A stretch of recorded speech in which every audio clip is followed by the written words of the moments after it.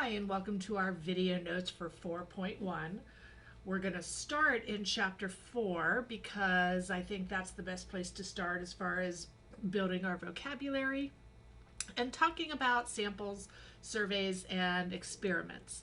So in 4.1, we're going to talk about, like, if you take a survey, an online poll, how was that done and why is that done? And is the information that we gather from it correct? And not correct really so much as the truth, precise. Statistics is all about estimating what the truth is. If I want to know the true proportion of Americans that own an Android Galaxy, I don't want to survey every single US adult.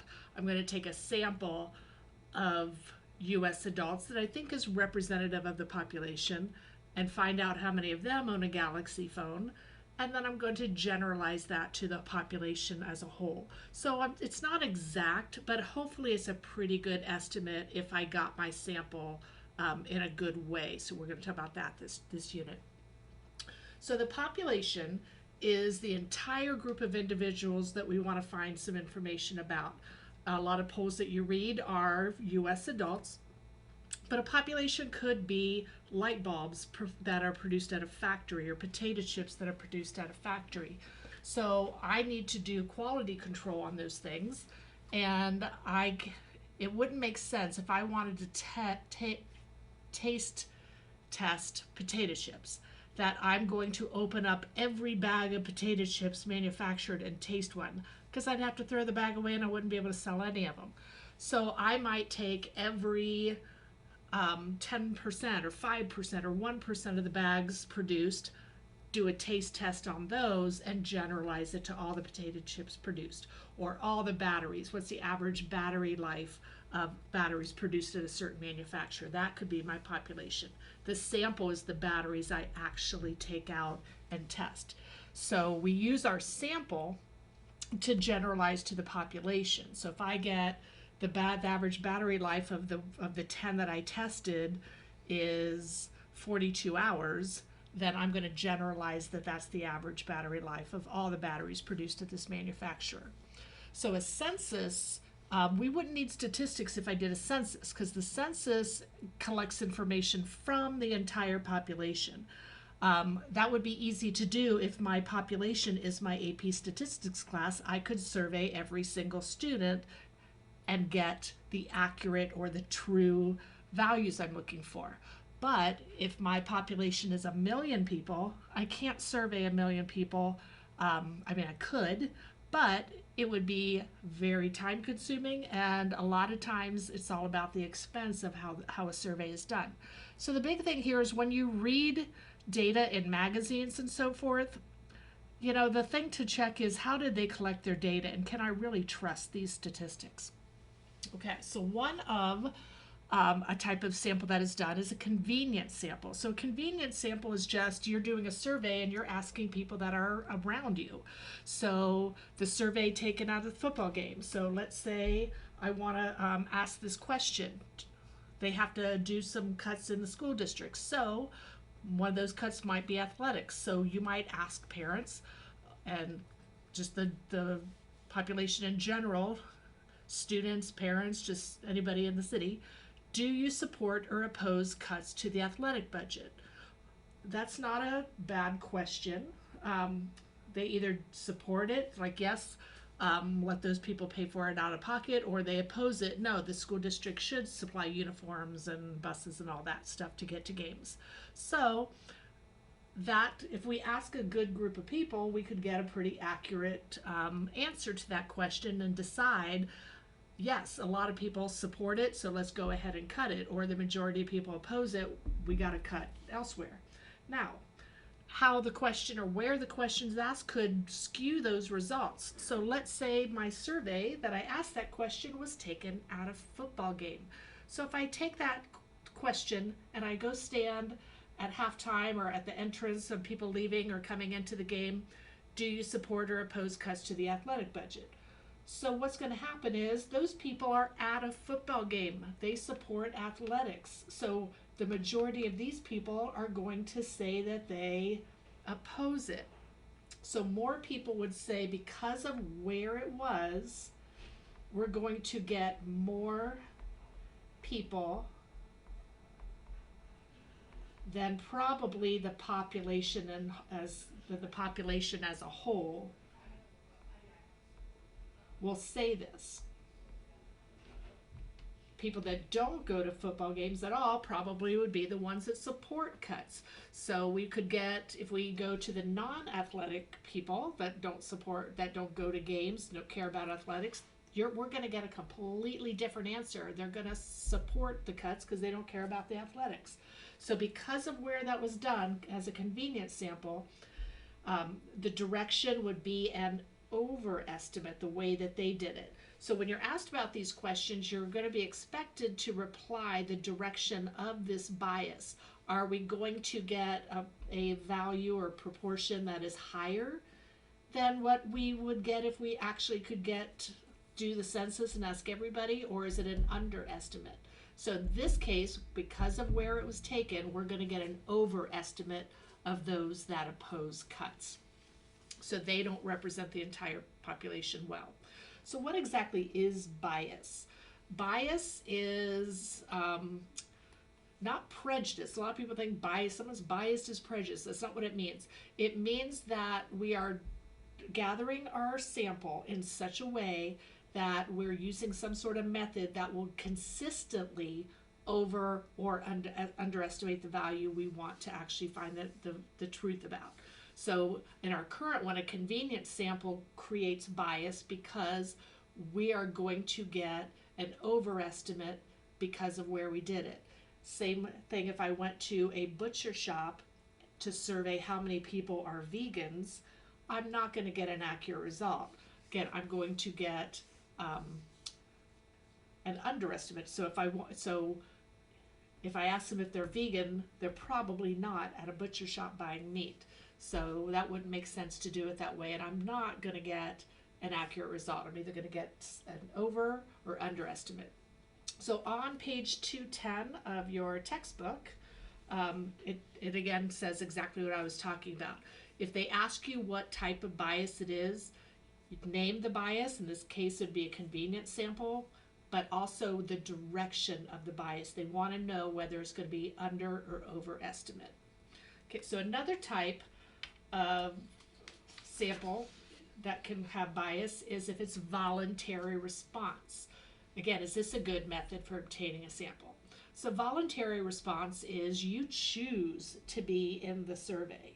So internet polls, a survey pops up when you're online, or you're watching The Voice or American Idol or Dancing with the Stars and you call in for your favorite person. Or you're listening to a radio program and they want you to call in with your opinion. So voluntary response is probably again going to lead to bias because this method, the people that take the time to put themselves in the sample usually have very strong opinions, and in most cases probably negative. So again, it's going to lead to an over or underestimate compared to the population as a whole. So voluntary response is you choose to be in the sample.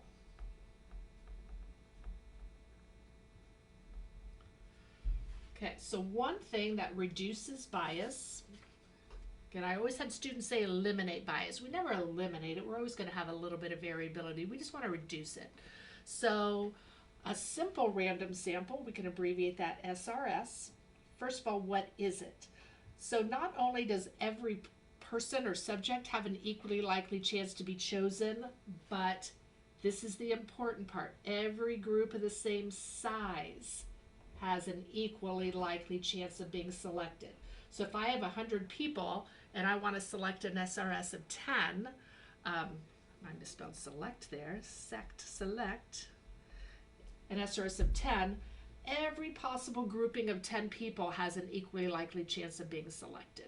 So one way to do in simple random samples is I could put all 100 names, and this is, it used to just be, you used to be able to say I can put 100 names of people in a hat, pick out 10 names. Now we have to say I could put all 100 names on the same size piece of paper, put them in a basket. I have to make sure that I mix it thoroughly and then draw out the 10 names. That would be random, and that would be reducing bias. Hopefully that group of 10 is representative of the population of 100. We'll also be talking about sampling with replacement and sampling without replacement. Like drawing out a marble, putting it back in doesn't change the probability, but if I keep that marble out, it changes it. But if I'm choosing a group of people, I want to know whether the same person can be picked twice or not. So in most cases, once a person is picked to be in a sample, that person is no longer eligible to be picked again to put in that sample. So with replacement, I could select the same number twice, and without it, I would ignore the repeats of numbers already selected. So our first example is going to be this mall problem.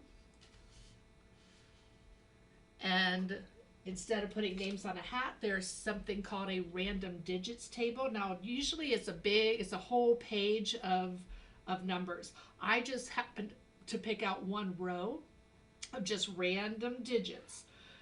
They put a little space in there just so it's easy to keep track and not lose your space. But what do we want to do here? So we have 21 stores listed here, and we want to randomly sample 3 of them. So we want to do a random sample of 3 stores to determine the hours they wanted to stay open during the holiday season. So we're going to use that list of random digits to select a simple random sample of 3 stores. Well, I already said I counted up, I've got 21 stores here. So you're going to be asked to describe how to use it. So it's almost like giving somebody directions. So if I just said, okay, go, what are you going to do? So if somebody just says, I did it and I got GameStop, Just Sports, and Vitamin World without any justification, that wouldn't give you any credit at all. So because I have 21, I need to use 2 digits. So I always start at 00, and then I would go to 20. So, and I could show you what that would look like. So I'm going to actually take the time and write. Now, why am I using the 0? Because I have to look at 2 digits at a time. If I am looking for number 1, okay, is that number 1 or is that number 10? So I have to be looking at 2 digits at a time, since I've got my biggest number is a 2-digit number. So what is important about describing and labeling is, did I have to pick 00 to 20 to do this? I did not. I could have picked 1 to 21, and I would end up with a different result. The reason I like to start at 00 is because it's just easier for me to say what I'm going to ignore. So I'm going to let 00 to 20 represent the stores. And by me labeling what I just labeled here, by doing this, I showed myself, or the grader, how I assigned the numbers to the stores. And a lot of times what you'll notice is, now why did I go down instead of across? Because they were in alphabetical order. So the other reason that it's important that I actually wrote it there is somebody could have said 00, 01, 02. They could have labeled them this way. There's nothing wrong with that. It doesn't say you have to put them in alphabetical order. But by actually taking the time to write it, I let the grader know exactly which store is assigned to which number. So I'm going to let 00 to 20 represent the stores. I'm going to look at 2 digits at a time.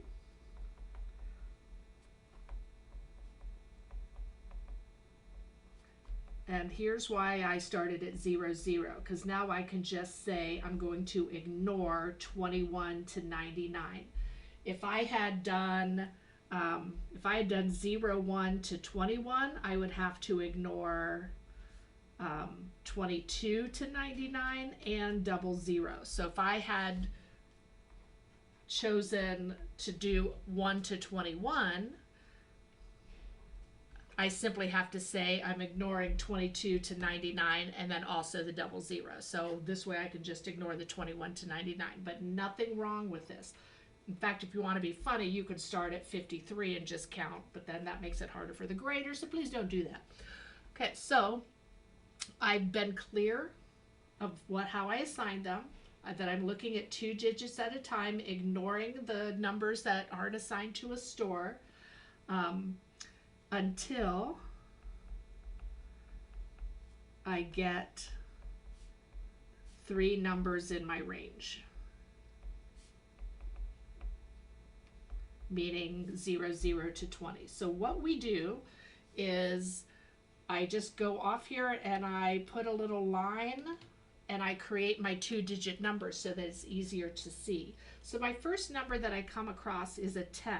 So that is the first store chosen because I have a store that is number 10. I don't have a 59, so I'm just going to cross it off. My next number is 76. Again, I don't have a store 76. I don't have a store 45. I don't have a store 73. I don't have a store 42 or 67 or 78. But my next number that I come across that is assigned is 20. And then my next number that I come across is 17. So I'm done. I've got my 3 stores. I'm ignoring the rest of my digits. So I don't want you to stop here too. I want you to actually say the stores. So who are my stores? Number 10, number 17, and number 20. So Hagar, Payless,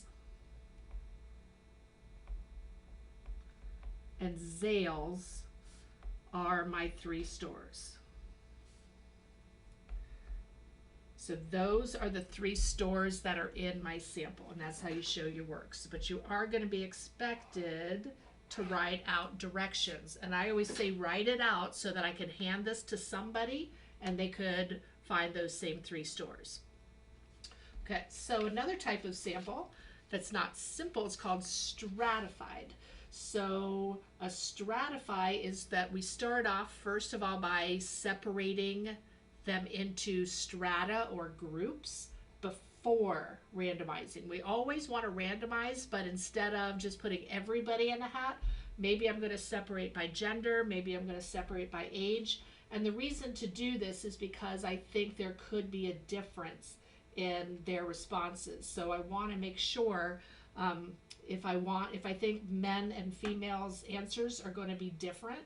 If I did a simple random sample, I could end up with a sample of all men or all women, and that wouldn't represent the population.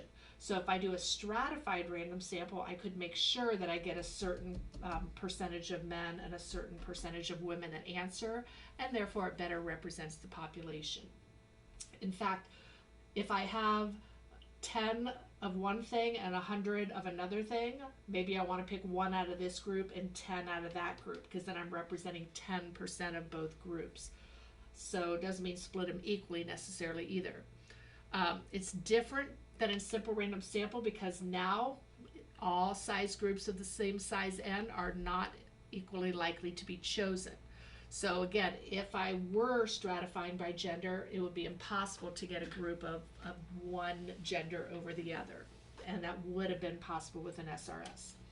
So when is it beneficial? Again, we use it if we think there is some sort of difference between the 2 groups. We're going to talk about variation, and that's again how far we are from the truth. And the less variation I have, the more precise my estimate is. So I get a more precise estimate, meaning I have less variability. And if that's going to happen when I stratify, that's the benefit of it. I get a more precise answer. Okay, then there's something called a cluster sample, and a cluster sample is different than a stratified sample because we use all individuals in the cluster are in the sample. The randomization comes from randomly pick a group. So an example would be, let's say I have a large high school with 100 classrooms. So maybe I have each classroom is a cluster. Then I randomly select 10 classrooms, but instead of just some of the students in those rooms being surveyed, all the students in those rooms would be surveyed. So that's the difference between stratified. Stratified, I would randomly select a room, and then I would randomly select some students from that room. So the cluster is the all part. Okay, so we're going to talk about how we could do each of these types of sampling. Okay, so a librarian wants to know the average number of pages in all the books in the library. There are 20,000 books, so we're not going to take each book, count the number of pages, and find the average of all 20,000. That's just too time consuming. Okay, so we have different genres, and the shelves hold about 50 books each. So let's start off, first of all, if I were going to do a simple random sample of 500 of those 20,000 books, how would I do it? So I'm going to use, again, I'm going to assign each book a number. Now I'm not going to use a random digits table here, so I'm just going to say 1 to 20,000.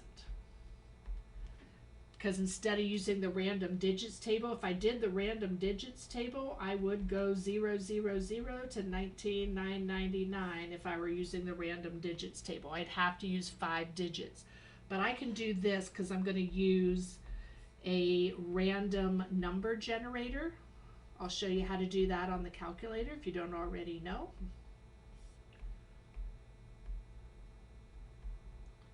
So we're going to use a random number generator to select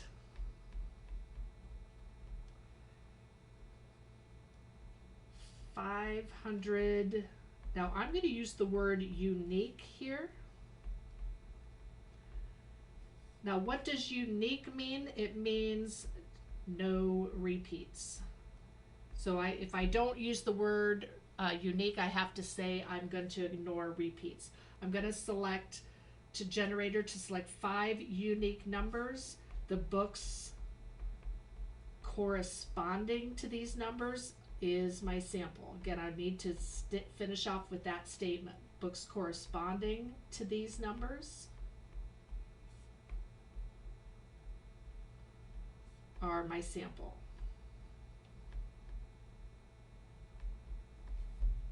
Okay, so that would be a simple random sample.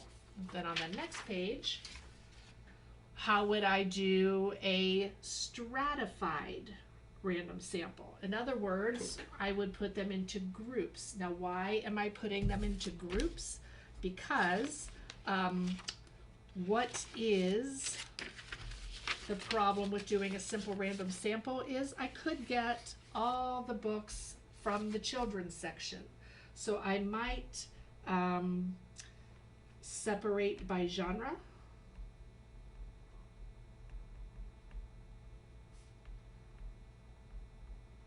So in other words, children's books, encyclopedias, etc. The reason I want to separate by genre is if I do a simple random sample, we'll talk about this later, never mind. I want to make sure I get a certain percentage of children's books, a certain percentage of resources, a certain percentage of fiction, and so forth. And then I would randomly select from each genre.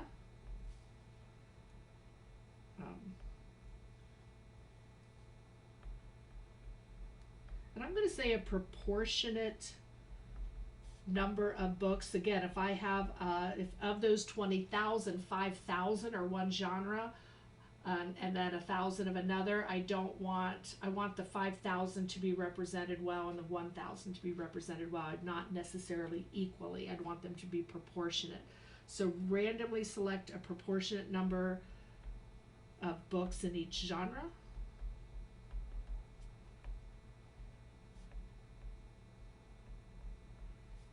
To get the 500 books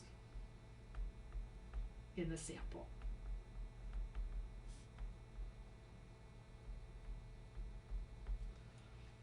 Okay, now how could I do a cluster sample of 500 books? So notice in the problem it talked about each shelf had about 50 books. So I would maybe assign each shelf a number.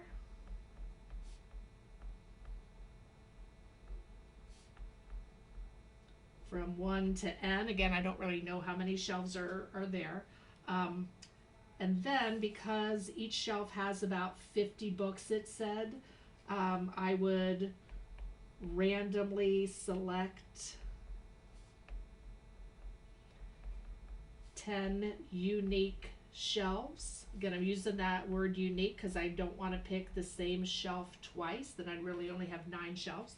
So randomly select 10 unique shelves, and then all the books, again with cluster, all the books from those shelves are the sample.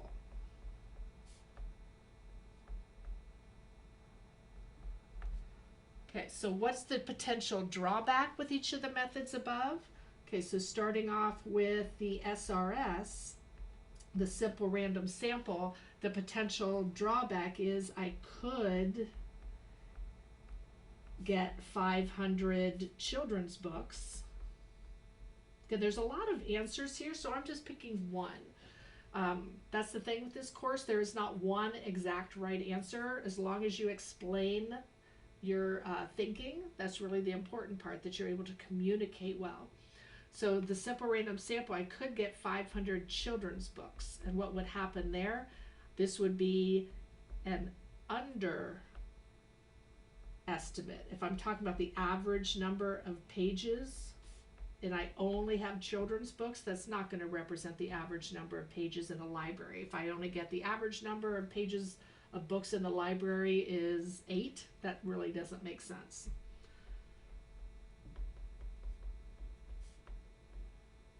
Okay. And then what's wrong with the stratified?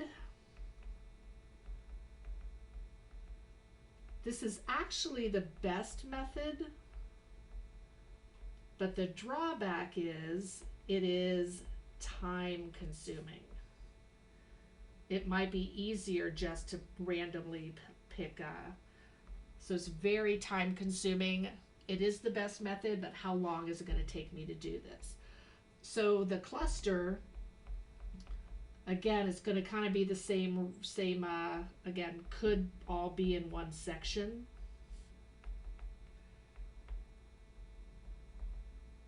And then, so I would have the same problem as the simple random sample. Those 10 shelves could all be children's books. And then I have that same problem as the simple random sample. I'm going to get an over or underestimate. Okay, the big thing that we're going to talk about is inference. Inference is what we do in statistics. It's drawing conclusions about the entire population based on a data. We have to make decisions. So I have to draw a conclusion. I want to know if the new and improved aspirin is better than the original model, or the new and improved hair conditioner makes your hair shinier and smoother than the original. I have to run an experiment, and then I have to make a decision. I have to use inference to make a decision based on my data. Okay, margin of error. Error does not mean a mistake. Margin of error just means that we're going to have some variability from results just because I'm estimating the truth. I'm not doing a census, so I don't know the truth. So when they do polling, they'll say 42% support this candidate with a margin of error of 3%. So if I have 42% and the margin of error they say is 3%, then it's really it's probably 39. So even though my sample might have given me 42%, it might be as low as 39% or as high as 45%. So the margin of error just gives us, there's always going to be a little wiggle room for what the true value is, because again, we're using statistics just to estimate it. So we'll talk about sample size is important. So if I increase the sample size, I'm going to have more information about my population. So again, I'm going to have less variability, more precision. Um, if I only sample two people's opinions, or let's say I'm talking about height, I want to find the average height of a group of people. And I only pick two people, and I happen to pick two NBA players. I'm going to get a higher average. But if I pick 200 people and those two NBA players are still in that group of 100 or 200, their excessive heights are going to be balanced out by people on the shorter end. So I'm just going to get more precision and less variability the more people I put in my group. Okay, the sampling frame. It's the list of individuals from which we will draw our sample from. And it should be the same as the population. But let's say, for example, I was doing an old-fashioned phone book. And I was picking out pizza places. So the sampling frame would be only the stores in the phone book would be in the sampling frame. So it may not be the entire population. So if I'm getting my information from an old-fashioned phone book and I'm picking a sample of pizza places, only the pizza places in the phone book would be in my sampling frame. If they don't advertise in there, they're not going to be able to be chosen in the sample. So it should be the entire population, but doesn't necessarily have to be. Under coverage, that comes from some group of a population is left out of the sample. The whole point of getting a good sample is it is a good representation of the entire population. And if I leave out a specific group, they may be different from the rest of the population. So again, my results will have bias. And this will come up a lot in, again, somebody using landlines to make calls. If I use landlines, so if my list is from landlines, I'm leaving out everybody without a landline.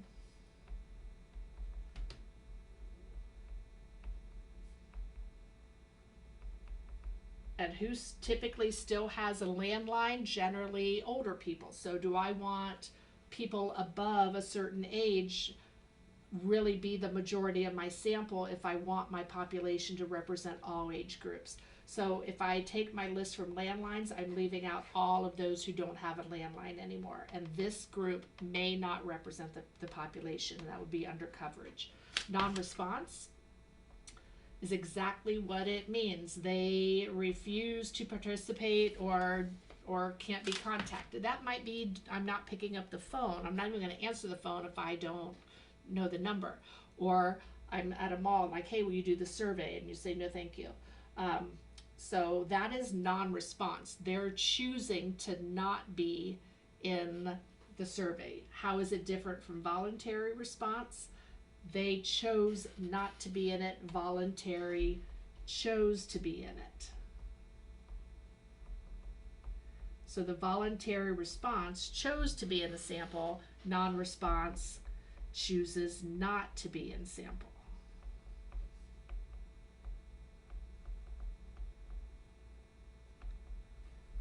Okay, so non-response can only occur after the sample has been selected. So you were asked to be in it and you chose not to. Voluntary, everybody that sees that pop up or listens to that radio program can be put in there. So it's not non-response if they put themselves in there. And then we have response bias. Response bias is when they give a wrong response. So our data isn't valid. It could be due to lying. If you're asked a sensitive type question that you're embarrassed about telling the truth. Everybody's supposed to wear their seatbelt. So if I asked you face to face, did you use your seatbelt on the way to school today? And you didn't, but you were embarrassed to admit that, or like, oh, it's the law, I should, you might lie to me. I could ask you how many times you ate Taco Bell in the last 6 months. bad memory. I don't know how many times I went to Taco Bell in the last 6 months. That's too big of a time frame. So I'm going to make a guess, but I'm not going to really remember. I'm really just going to make something up. That's not the same as lying. That's specifically giving a wrong answer. This is you just don't remember, so you make it up, your best guess. Maybe you don't understand the question. Maybe somebody's using some fancy words that is just not in the general vocabulary, and you don't want to admit that you don't know what that word means, so you answer thinking your best guess. So you just may not understand the question, or it could just be worded really badly. It could be worded to where, again, you don't understand it. It could also be worded such that it leads you to answer a certain way. If I just ask you, do you believe in background checks? Do you support having background checks for guns? That's a straightforward question. But if I say, in view of all the mass shootings lately, do you support a background check for guns? I led it with something that is a hot topic that is going to lead people to answer yes, they support background checks, just because of the way I worded the question. I'm going to get more people to say yes than if I just kept it generic and general and didn't put any leading questions, any part into it that's going to deal with people's emotions. Again, so what's wrong with bias? If we're collecting incorrect data, then our results that we report are absolutely meaningless. So you should now be able to go ahead and do homework from 4.1 and quiz from 4.1, and then jump into 4.2, and I'll see you soon.